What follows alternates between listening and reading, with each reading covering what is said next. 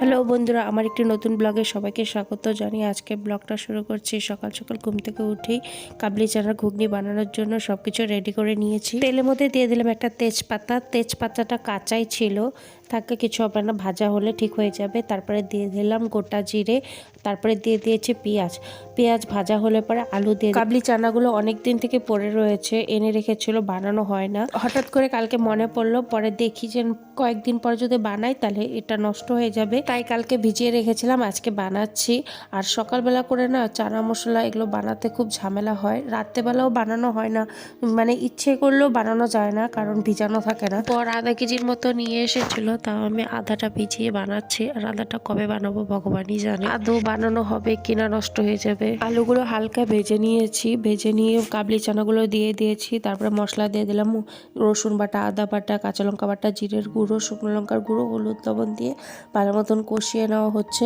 তারপরে দিয়ে দেবো জল দিয়ে পড়তে দেব। আর এই কাবলি মটরের ঘুগনির মধ্যে যদি মাংসের কিমা দেওয়া হয় তাহলে বেশি টেস্টি লাগে। মাংসের কিমা দিয়ে মাঝে মধ্যে বানানো হয়, কিন্তু এখন নেই বলে খালি নর্মাল মশলা দিয়ে বানালাম। তরকারি জাল হতে থাক, আমি এদিক দিয়ে আটা মেখে নিয়ে লুচি করব। ময়দা দিইনি, শুধু আটা দিয়েছি, ময়দা ছিল না। আর ময়দা আটা দিয়ে লুচি করলে বেশ ভালো হয়। আটার মধ্যে দিয়ে দিলাম অল্প লবণ আর অল্প চিনি। এখন তেল দিয়ে ভালো মতন ময়াম দেবো। সকাল সকাল লুচি ঘুগনি করলে খুব অসুবিধে হয়ে যায়, কারণ যতক্ষণ লাগে এগুলো করতে ততক্ষণ ঘরের কাজ অনেকটা এগিয়ে যায়। এর জন্য আমি বেশিরভাগ শর্টকাটেই করি, শর্টকাটেই ব্রেকফাস্ট বানিয়ে নিই, হয়ে যায় খুব তাড়াতাড়ি। আর যেগুলো হলো ঝামেলার আইটেম সেগুলো হলো আমি রাতের দিকে করি। তো রাতের দিকে করবো ভেবেছিলাম একবার, তারপরে ভাবলাম না সকালেই করি, রাতে এখন ঠান্ডা যে পড়েছে, রাতেবেলাও কিছু করতে ইচ্ছে করে না, সকালবেলায় সেজন্য করলাম। কিন্তু সকালবেলা করতে গিয়েও দেখি 2 ঘন্টা 1.5 ঘন্টা লেগে গেল। একবার মটর সেদ্ধ করো, তারপরে সব কাটো বাটো, তারপরে লুচি ভাজো, এগুলো করতে করতে অনেক সময় লেগে গেল। তো ঘুগনিটা প্রায় হয়ে এসেছে, আর একটু জাল হলে পরে নামিয়ে নেব। আটা মাখাও হয়ে গেল। তো আমি দুপুরে রান্নারও রেডি করে নিচ্ছি একবারে। অল্প মুসুর ডাল সেদ্ধ বসিয়ে দিই, হতে থাক এক চুলোতে। যেহেতু আমি প্রেশার ডাল সিদ্ধ দেই না, গামলাতে না তো কড়াইতে ডাল সিদ্ধ দিই, একটু প্রেশারের থেকে হতে সময় লাগে, সেজন্য ডাল সিদ্ধটা হয়ে থাকলে ভাত তরকারি ভাজাভুজি এগুলো সময় লাগবে না করতে, ঝটপট দুপুরে রান্না হয়ে যাবে।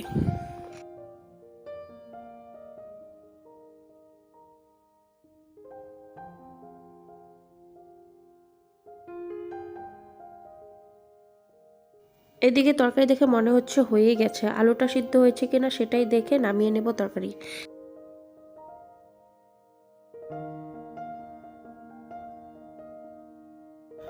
আটা তো আগেই মাখা ছিল, এখন আরেকবার একটু ভালো মতো মেখে নিয়ে ছোট ছোট লিচি করে নেব, পুরি সাইজের। অনেকগুলো লিচি হয়ে গেছে, মাখার সময় বুঝতে পারিনি যে এতগুলো হয়ে যাবে। তো দেখি এখনই ভাজবো সবগুলো না পরে ভাজবো, দেখি আগে একটা একটা করে বেলে নিই, কিছুটা বেলে নিয়ে ভেজে নিই, তারপরে ভেবে দেখি পুরোটাই এখন ভাজবো কিনা। আর একবারে যদি সব বেলে নিয়ে ভাজতে যাই তাহলে হলো লুচি আর ভাজা হবে না। একবারে বেলে রাখলে পরে একটা লগে আরেকটা লেগে যায়, তারপর আবার সেই দলা করে আমার আবার বেলে ভাজতে হবে।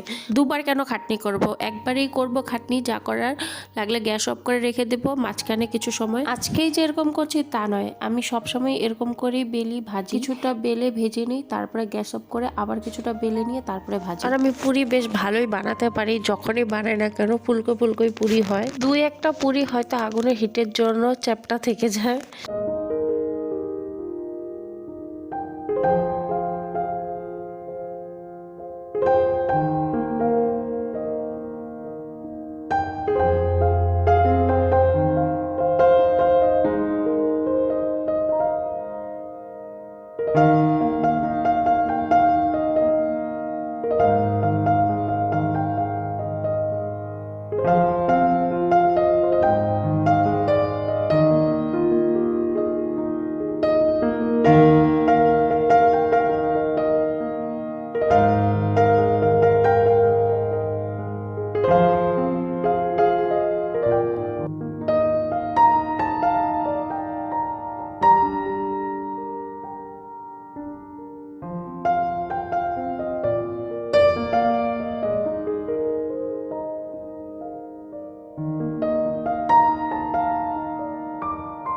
তো এই যে অনেকগুলো পুরি ভাজা হয়ে গেছে, আর যেগুলো ছিল সেগুলো বেলে নিয়েছি, ভাজবো এখন। এদিকে ডাল সেদ্ধ হয়ে গেছে, আরেকটা পুরি কড়াইতে ভাজা হচ্ছে, ফুলেছে পুরিটা। সবগুলো পুরি ভাজা হয়ে যাওয়ার পর প্রথমে বেড়ে নিচ্ছি বরের জন্য খাবার। আমি আমার আগের ভিডিওগুলোতেও বলেছি বর এইসব ধরনের খাবার বেশ ভালোবাসে। এইসব ধরনের খাবার বানিয়ে দিলে ওর মুখে একটা এক্সট্রা হাসি চলে আসে। তো দিয়ে দিলাম একটা বাটির মধ্যে কাবলি চানার ঘুগনি আর ফুলকো ফুলকো 3টা পুরি, তারপরে আমার জন্য বারবকে দিয়ে এসে।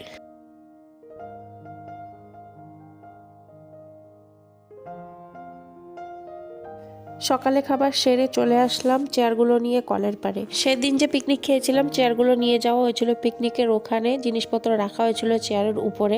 তো আমি বাসন ধুতে গিয়েছিলাম, তারপরে আমি ভেবেছি যে ওখানে চেয়ারগুলো ধোয়া হয়েছে। তো রাতে তো এসে ঘুমিয়ে পড়েছিলাম, পরের দিন চেয়ারগুলো যেখানেটা সেখানে রেখেছিলাম, বসিনি, আমি এমনি রেখে দিয়েছিলাম। তারপর গোসাই এসে বলছে চেয়ারগুলো ধোসনি। আমি তো বললাম যে না তোরা তো ধুয়ে দিয়েছিস, আমি আবার কি ধোবো। পরে গোসাই বললো না আমি তো ধুয়ে দিইনি, এমনি নিয়ে এসেছে ওরা। তো সেদিন রাতেবেলা আর ধোয়া হয়নি। তো এখন সকালবেলা নিয়ে এসেছি, অল্প সার দিয়ে হাত দিয়ে ঘষে দিয়ে জল দিয়ে ধুয়ে দিলাম। এই জায়গায় চেয়ারগুলো এরকম করে উল্টে রাখলাম, জলটা শুকিয়ে যাক, তারপর ঘরে নিয়ে যাব। ঘরে নিয়ে গেলে জল জল হয়ে যাবে। আর কিছু কাপড় রয়েছে, ভাবছি ধুবো কিনা, অনেকগুলোই জমেছে।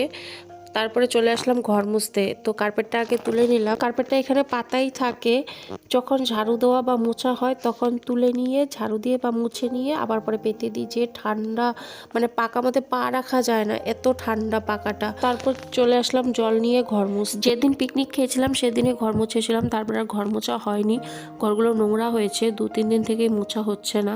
বেলা পার হয়ে গেলে না মুছতে ইচ্ছে করছে না। এই 2 দিন থেকে এটাই হচ্ছে, বেলা পার হয়ে যাচ্ছে আর মোছা হচ্ছে না। আমি তো শুধু খালি ঘরের কথা বললাম, ঘরের বাদেও সব কাজই কোনো কিছুই করতে ইচ্ছা করে না বেলা পার হয়ে গেলে। মানে প্রচুর ঠান্ডা লাগে, জানি না আমারই ঠান্ডা এত লাগে না সবারই লাগে, সেজন্য কত সময় শর্টকাট মেরে দিই কাজ। তাই আজকে বেলা থাকতে থাকতে ঝটপট করে ঘরগুলো মুছে নিচ্ছি। আর বিছানার উপরে তোমরা কম্বল দেখে ভাবছো হয়তো আমি বিছানা তুলিনি, বিছানা আমার সকালে তোলা হয়ে গেছে। বরমশাই ঘুমিয়েছিল। ঠান্ডার দিনে রাত্রেবেলা তো কম্বল লাগে, কিন্তু দিনের বেলাও কম্বল লাগে, কম্বল ছাড়া শুয়ে থাকা যায় না। তার জন্য বিছানার গতি এরকম হয়ে রয়েছে। আর প্রত্যেকদিন বর ঘরেও থাকে না যে ক্যাটক্যাট করব, না নিও না কম্বল গুছিয়ে রেখেছি, সেরকমও করা যাবে না, রাগ হয়ে যাবে বেশি বললে পরে। তো ওইদিকে সবগুলো ঘরেই মোছা হয়ে গেছে, রান্নাঘর, করিডোর এগুলো পুরো ধোয়ানো হয়ে গেছে। এখন খালি রয়েছে বার ঝাড়ু দেওয়া। ভালো মতন আগে বারটা ঝাড়ু দিয়ে ডাস্টবিনের মধ্যে নোংরাটা ফালিয়ে নিয়ে তারপরে দেবো হলো জল ঢেলে। তো পাকাটাও ধোয়ানো হয়ে যাবে, জল দিলে পরে আর ধুলোটাও কম হয়। জল না দিলে না বারটা পুরো ধুলো ধুলো হয়ে থাকে, পরে এগুলোই ঘরে যায়। প্রত্যেক দিন এই যে জল দিয়ে ধোয়ানো হয় সেটা না, 2 দিন 1 দিন পর পর আমি ধুয়ে দিই। বার পরিষ্কার করে যেতে গিয়ে দেখি ঘরগুলো শুকিয়ে গেছে, তাই কার্পেটটা পেতে দিয়ে যাচ্ছি, মনে থাকতে থাকতে পেতে দিই, পরে না তো ভুলে যাব।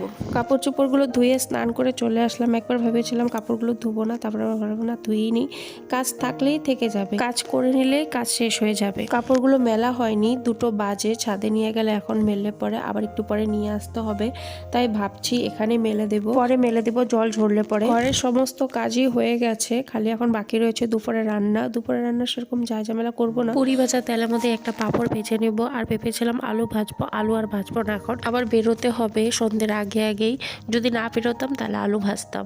তো আমি তখন খাবোই না, আমার একদম খিদে নেই, বর খাবে। বরকে পাঁপড় ভাজা, ডাল আর কাবলি ছোলার তরকারি দিয়ে দিব ভাত, বর খেয়ে নেবে। খাওয়ার ঝামেলা হলো আমারই যত সব। বেগুন ভাজা হলে পরে আমি খাওয়া নিয়ে ঝামেলা করি না, বেগুন ভাজা না হলে পরে এটা খাবো না ওটা খাবো না করে ঝামেলা করি।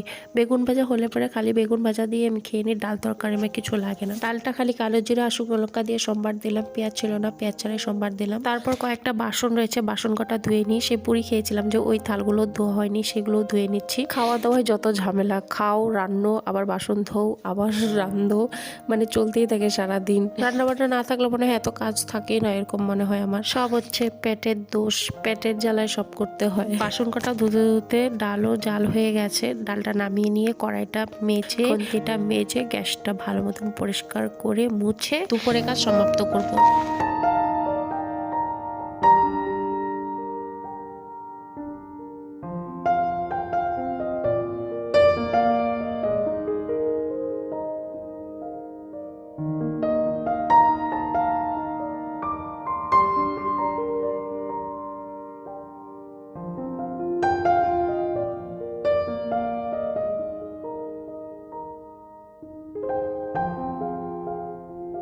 বরের জন্য ভাত বেড়ে নিলাম, তো বরকে ভাতটা দিয়ে আমি রেডি হতে যাব। সবই তো ভালোই ছিল, এতক্ষণ অবধি আমার ভালোই অবস্থা ছিল। এই যে তালামেলা মেরে আমি ঘরের থেকে বেরোচ্ছি, একটু বাজারের দিকে যাব বাজার করতে। এখনও খারাপ লাগছে ঠিকই, কিন্তু নিজের মনকে শক্তি দিয়ে বাজারের দিকে যাচ্ছি।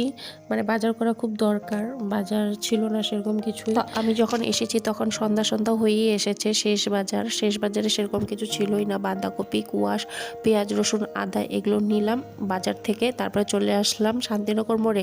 শান্তিনগরে এখন সবজি বাজার বেশ ভালোই বসবে, তো এখান থেকে কিছু সবজি নিয়ে চলে আসলাম বেকারিতে একটা কেক পছন্দ হয়ে গেছে, সেজন্য একটু ভিডিও করে নিয়েছি। বেকারি থেকে এনেছি ক্রিম বন, বিস্কুট আর ব্রেড নিয়ে চলে আসলাম ঘরে। তো সবজি তো বললামই কি কি এনেছি, আর শুটকি মাছ এনেছি। শুটকি মাছ খেতে ইচ্ছে করছিল, তারপরে ভাবলাম চা বানাবো, কিন্তু চা বানাতে গিয়ে এত ঠান্ডায় কাঁপুনি ধরেছে যে চা বানানো বাদ দিয়ে সোজা চলে এসেছিলাম বিছানায়। এখন তোমাদের সাথে দেখা করছি যখন, তখন বাচ্চা হলো প্রায় 11টা। মানে চা বানাতে আর পারলাম না, পরে এসে ঘুমিয়েছিলাম। হঠাৎ করে পুরো জ্বর এসে পড়েছিল, পুরো ঠান্ডাও লেগে গেছে। এখন যে ভয়েস ওভার দিচ্ছি দুদিন পরে, এখনও ঠান্ডা লেগেই রয়েছে, কমেনি। সর্দির জন্য ঠিক মতন কথা বলতেও অসুবিধা হচ্ছে, তো কিছু যদি ভুলভাল বলে থাকি ভিডিওর মধ্যে তোমরা একটু মানিয়ে নিও। তো রাতেবেলা রান্নাবান্না বাকি ছিল, কিছুই করা হয়নি, তো ভিডিওটা এখানেই শেষ করছি।